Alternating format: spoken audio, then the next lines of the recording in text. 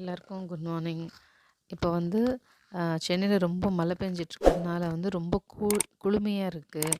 எங்கே பார்த்தாலும் யாரை பார்த்தாலும் சளி பிடிச்சிருக்குன்னு சொல்கிறாங்க. என் பையனுக்கு கூட கொஞ்சம் சளி பிடிச்சிருக்கு. அதனால் எங்கள் வீட்டு மாடியில் நான் சின்ன சின்ன ஹெர்பல் ஐட்டம்ஸ்லாம் வளர்த்துட்ருக்கேன். அதிலெல்லாம் பறித்து அவனுக்கு ஒரு கஷாயம் போடலான் இருக்கேன். இப்போ என்னென்னலாம் வச்சு கஷாயம் போட போகிறேன் அப்படின்றத வந்து உங்களுக்கு நான் காட்டுறேன் வாங்க. அதனால் வந்து என்னென்ன பெனிஃபிட்ஸு அது எல்லாமே வந்து நான் சொல்கிறேன். வாங்க போகலாம். ஃபஸ்ட்டு நம்ம பார்க்க போகிறது வந்து ஓமவல்லி இலை. இதை வந்து சென்னையில் கற்பூரவல்லி இலைன்னு சொல்லுவாங்க. இது வந்து சளிக்கு ரொம்ப நல்லது. இது சும்மா காலையில் வந்து 2 இலை பறித்து சாப்பிட்டா கூட நம்ம நெஞ்சு சளி பிடிக்காது. குழந்தைங்களுக்கு கூட இதை கசக்கி வந்து அதோட ஜூஸை வந்து கொடுப்பாங்க. இது ரொம்ப இம்பார்ட்டண்டானது கஷாயம் வைக்கிறதுக்கு. அதாவது இதில் நீங்கள் ஒரு 5-6 இலை பறிச்சுட்டு நம்ம கஷாயத்தை வச்சுக்கலாம். அப்புறம் வந்து இந்த செடி வந்து எங்கிட்ட நிறைய இருக்குது. யாராவது இந்த செடி வேணும்னு ஆசைப்பட்டீங்க அப்படின்னீங்கன்னா எனக்கு கமெண்ட் பாக்ஸில் சொல்லுங்கள். எனக்கு நியர்பை இருந்தால் பரவாயில்ல, வெளியூர்லேருந்து எனக்கு கொரியரில் அனுப்ப முடியாது. நியர்பை இந்த இதை வேணும்னா சொல்லுங்கள், நான் உங்களுக்கு இது பிடிச்சது தரேன். இதை வந்து சின்னதாக ஒரு பீஸை பிச்சு நீங்கள் அதை வச்சிங்கனாவே போதும். நமக்கு அந்த இடத்துலேருந்தே பெருசு பெருசாக செடி வர ஆரம்பிச்சிடும். ஓகே, இது வந்து கருந்துளசி.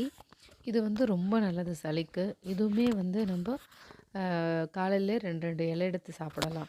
கஷாயத்துக்கு இதுவும் ரொம்ப முக்கியம். கருந்துளசி இதை வந்து இதில் ஒரு கையளவுக்கு அப்படின்னு நான் ஏற்கனவே நிறைய பறிச்சிட்டதுனால என் செடி கொஞ்சம் மொட்டையாக இருக்க மாதிரி இருக்கும். இந்த செடி நான் நிறையா வச்சுருக்கேன். இந்த இதில் வந்து ஒரே ஒரு எனக்கு கருவேப்பிலை நல்லா ஃப்ரெஷ்ஷாக இருக்குது, அது ஒன்று பறிச்சிக்கலாம். இது வந்து வெள்ளை துளசி. இதில் ஒரு 5-6 இலை வந்து ஆட் பண்ணிக்கோங்க. இது ரொம்ப முக்கியமான இலை. இது வந்து வெத்தலை. இது வந்து கற்பூர வெத்தலைன்னு சொல்லுவாங்க. இது கொஞ்சம் ஸ்ட்ராங்காக இருக்கும், கொஞ்சம் காட்டமாக இருக்கும். இதை வந்து குழந்தைங்களுக்கு நெஞ்சு சளி இருந்துச்சுன்னா இதை வந்து நம்ம நெஞ்சில் கூட வச்சு கொஞ்சம் கற்பூரத்தோடு சூடு பண்ணி நெஞ்சில் கூட தேய்ப்பாங்க. ஸோ இதில் ஒரு இலை எடுத்துக்கோங்க. இப்போ நம்ம பார்க்குறது வந்து தூதுவளை இலை. தூதுவளை இலை நிறைய இருந்துச்சு. நான் அன்றைக்கி ஒரு நாள் துவையில் இருக்கிறதுக்காக அதை பறிச்சிட்டேன். இப்போ வந்து தூதுவளை வந்து ஒரு 5-6 இலை பறிச்சுக்கோங்க. இது வந்து துணுத்தி பச்சிலை. இதை வந்து விபூதி பச்சிலைன்னு சொல்லுவாங்க, திருநீற்று பச்சிலைன்னு சொல்லுவாங்க. இதில் வந்து ஒரு 10 இலைக்கிட்ட எடுத்துக்கோங்க. நமக்கு எவ்வளோ போட்டாலும் இது தப்பு கிடையாது. இந்த இலை ரொம்ப நல்லது, சளிக்கு வந்து ரொம்ப நல்ல இலை இந்த இலை.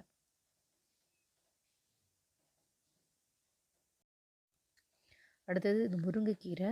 முருங்கைக்கீரையில் ஒரு கொத்து போதும். இன்னொன்று என்னென்னா, அந்த முருங்கைக்கீரையில் வந்து இந்த கீரையை மட்டும் போடக்கூடாது, அந்த கீரையோடு அந்த குச்சியோடு சேர்த்து எல்லாமே போடணும்.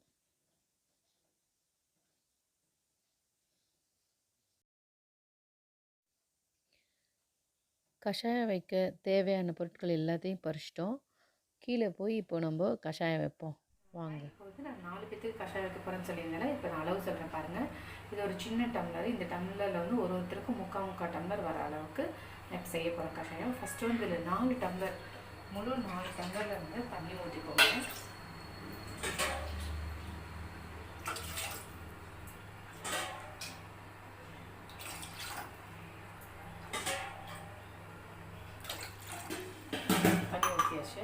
அதை வந்து கொஞ்ச நேரம் நல்லா சூடு பண்ணும். தண்ணி சூடானதுக்கப்புறம் நமக்கு மேலேருந்து பறிச்சிட்டு வந்தோம் பார்த்திங்களா, எல்லாத்தையும் வந்து இந்த மாதிரி ஒன்று பிச்சியும் போடலாம். அப்படி இல்லாட்டா வந்து இந்த இதில் வந்து சும்மா லைட்டாக ஒரு குத்தி போடலாம்.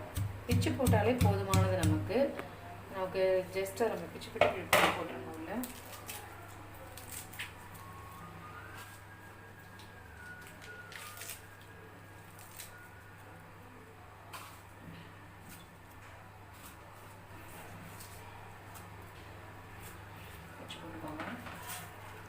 இல்லை நல்லா கொதிக்கட்டும்.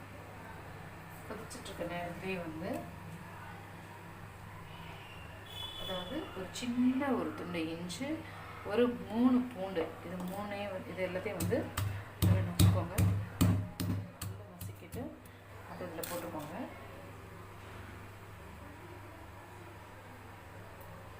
அதுக்கப்புறம் வந்து மிளகு, ஜீரகம். மிளகு கொஞ்சம் நிறைய எடுத்துக்கோங்க, ஜீரகம் கொஞ்சம் இதையும் அதே மாதிரி நல்லா நசுக்கிடுங்க. சப்போஸ் இதில் உங்களுக்கு நசுக்கிறது கஷ்டமாக இருந்துச்சுன்னா மிக்சியில் கூட நல்லா வந்து அரைச்சி போட்டிங்கனாலும் ஒன்றும் பிரச்சனை கிடையாது. நமக்கு தேவை மிளகு ஜீரகத்தோட காரம். நல்லா நசுக்கிட்டு போட்டுருங்க.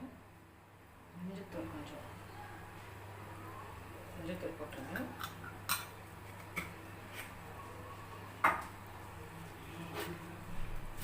கிண்டி விட்டுட்டு கிண்டிடுங்க. அதுக்கப்புறம் என்னன்னா ஒரு ஆஃப் லெமன் எடுத்துகிட்டு இந்த மாதிரி குட்டி குட்டியாக கட் பண்ணிவிட்டு தோலோடு கட் பண்ணிவிட்டு அதே ஒரு 10 மினிட்ஸே இதுக்கு போதுமான நேரம். தண்ணி நல்லா கொஞ்சம் வற்றிடுச்சு. அதுக்கப்புறம் வந்து நான் வந்து நல்லா க்ரீனிஷாக போட்ட இலை எல்லாமே பழுப்பு கலரில் இலையெல்லாம் மாறிடும். அதுவே நமக்கு போதுமானது. அதை விட நமக்கு இன்னும் ரொம்ப நேரம் சுண்டி ஒன்றும் ஆக போகிறது கிடையாது. இதை வந்து நீங்கள் வந்து அப்படியே கொஞ்சம் ஆஃப் பண்ணிவிட்டு கொஞ்சம் நேரம் கழிச்சு கொஞ்சம் தண்ணி தெளிஞ்ச உடனே நீங்கள் வந்து அது குடிச்சிக்கலாம். இது வந்து கிட்டத்தட்ட கொஞ்சம் ரசம் ஃப்ளேவர் மாதிரியும் கொஞ்சம் இருக்கும், சூப்பு ஃப்ளேவர் மாதிரியும் இருக்கும். இது ஒரு பிடிக்காத கஷாயம் மாதிரியே இருக்காது. பிள்ளைங்க ஈஸியாக சாப்பிடுவாங்க. சப்போஸ் சில பேர் வந்து கொஞ்சம் உப்பு போட்டு குடிச்சிக்கிறதுனால குடிச்சிக்கலாம். டேரெக்டாக குடிக்கிறது ரொம்ப நல்லது.